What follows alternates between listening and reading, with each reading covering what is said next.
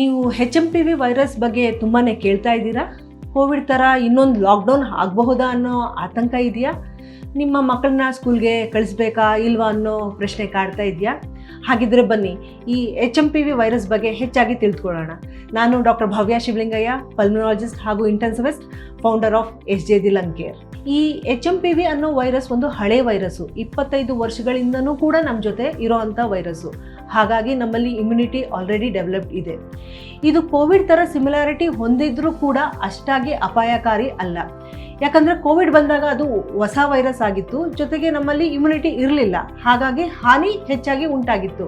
ಆದರೆ ಈ HMPV virus ಅನ್ನೋದು ನಮ್ಮ ಜೊತೆ ಬಹಳ ಕಾಲದಿಂದ ಇರೋದ್ರಿಂದ, ಇಮ್ಯುನಿಟಿ ಇರೋದ್ರಿಂದ ಆತಂಕ ಪಡೋ ಅವಶ್ಯಕತೆ ಇಲ್ಲವೇ ಇಲ್ಲ.